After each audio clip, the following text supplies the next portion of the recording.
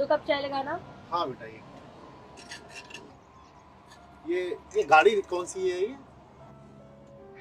क्यों अंकल, आपको क्या इस पे फोटो खिंचवानी है? फोटो नहीं खिंचवानी, मेरे बेटे को नई गाड़ी लेनी थी, इसलिए पूछ रहा था। क्या आपके बेटे को नई गाड़ी लेनी है?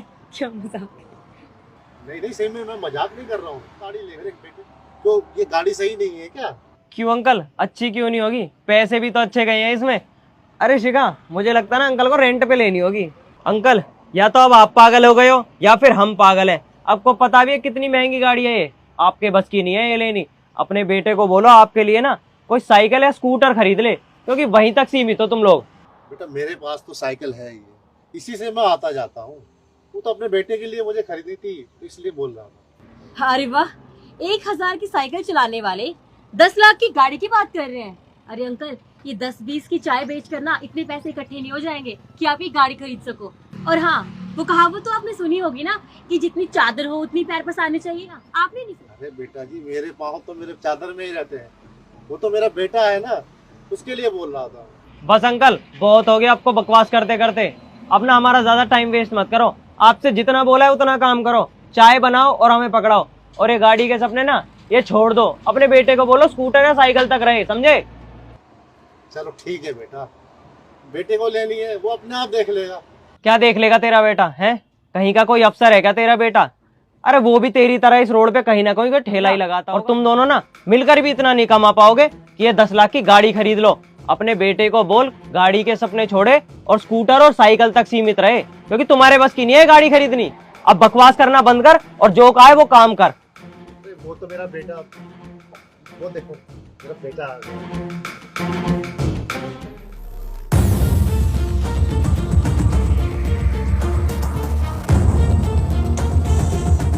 वाह सुमित, कितनी मस्त गाड़ी है ना। हाँ शिखा,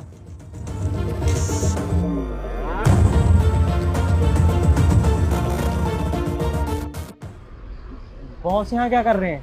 मुझे क्या पता।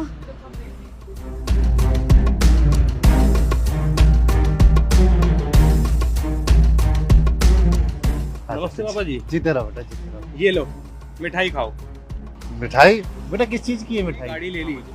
अरे वाह, ये गाड़ी तो बहुत सुंदर है। मैं अभी इन लोगों से ये गाड़ी के बारे में ही बात कर रहा था, और इतनी देर में तुम गाड़ी भी ले आए। Good afternoon sir. Good afternoon. अरे सुमित, शिखा, तुम दोनों यहाँ क्या कर रहे हो? वो सर बस चाय पीने के लिए आए थे। अच्छा। सर ये आपके पापा हैं? हाँ, ये मेरे पापा हैं। पापा पिछले 30 साल से यही काम कर रहे हैं। पापा ने मुझे पाल और मुझे कामयाब करने में ना पापा का ही हाथ है। मैं पापा को मना करता हूँ, पापा ये काम छोड़ दो, पर पापा मानते नहीं है। पापा कहते हैं मेरी खुशी इसी में है, तो जहाँ पापा की खुशी वहाँ हमारी खुशी। ये लो, तुम भी मिठाई खाओ। Congratulation sir. अच्छा, तुम दोनों ऑफिस जाओ, ठीक है?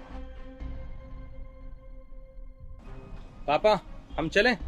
कहाँ बेटा? नई गाड़ी की टेस्ट ड्राइव लेने। आ जाओ। आओ। चल।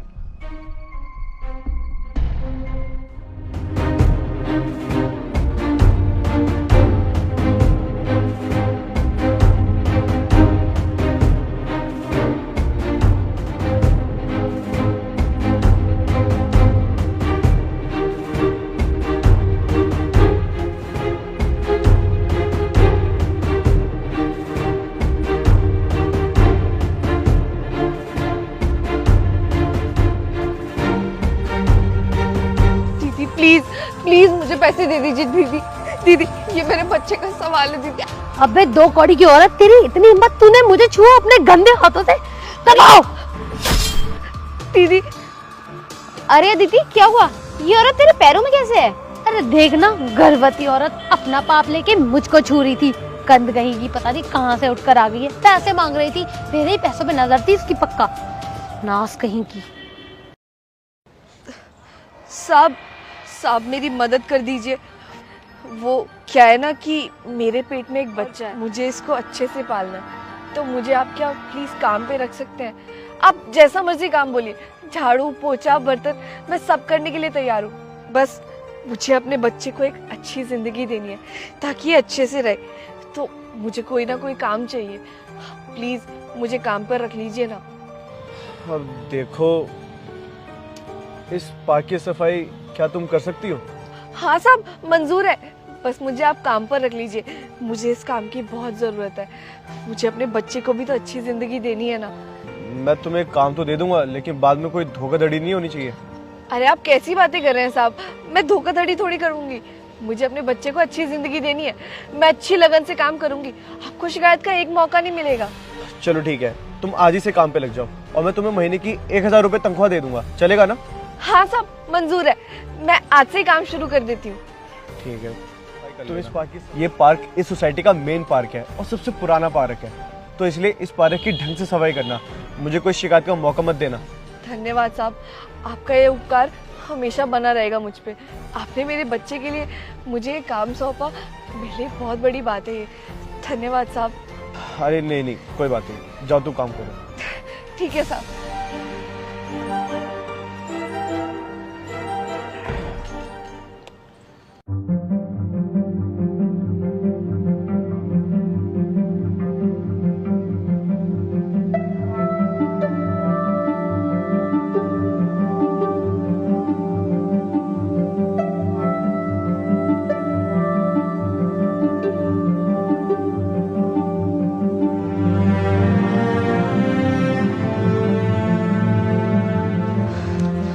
अरे ऐसे तो मेरी दवाई के लिए पूरे ही नहीं होंगे, ये तो बहुत कम पड़ जाएंगे। अब क्या करूं, दवाई कैसे लाऊं?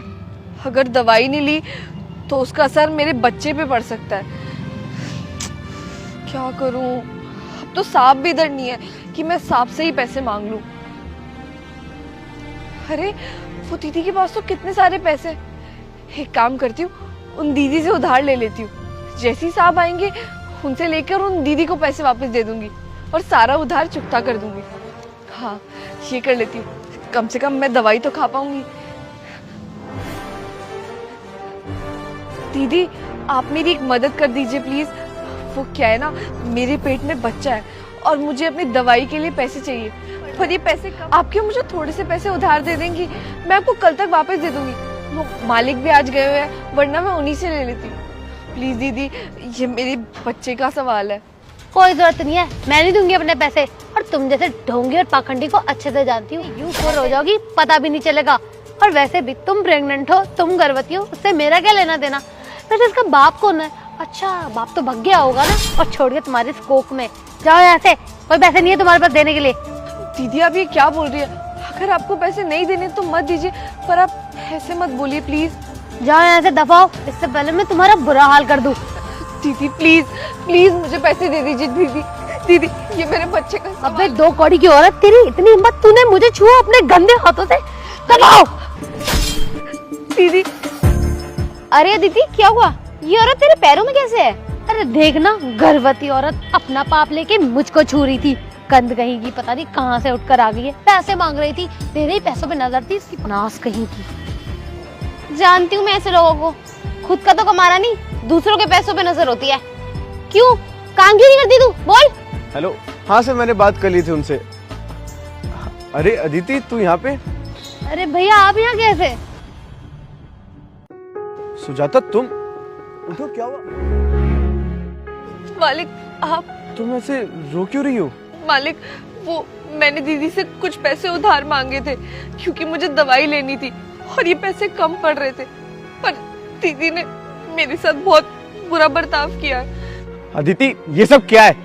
तुम्हें जरा से भी शर्म नहीं आई इनके साथ ऐसा बर्ताव करते हुए? तुम्हारे पास मदद के लिए आई थी तो तुम्हारा फर्ज बनता है उनकी मदद करना, ना कि उनके ऊपर चिल्लाना, उनके साथ ऐसा बर्ताव करना। तुम्हें घर बैठे बैठे सब मिल गया है ना, इसलिए तुम्हारा दिमाग सर चढ़ गया है।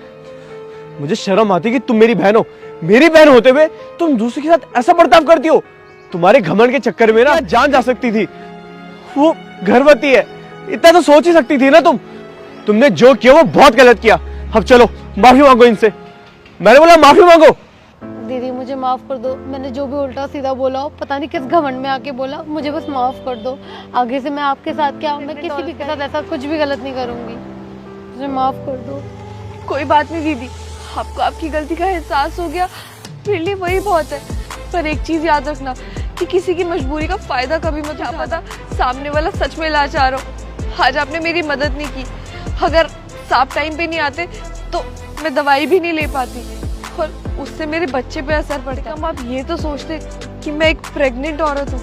आप तो मुझे क्या क्या सुना रहे थे, मुझे गिरा भी दिया। अगर मेरे बच्चे पर चोट लग जाती तो। सुजाता, आपसे माफी मांगता हूँ, प्लीज हमें माफ कर दो। चलो मैं तुम्हें अस्पताल लेके चलता हूँ, तुम्हारा सारा इलाज का खर्चा मैं उठाऊंगा। चलो अदिति, मैं जा रहा हूँ, तुम दोनों अपना ध्यान रखना। चलो।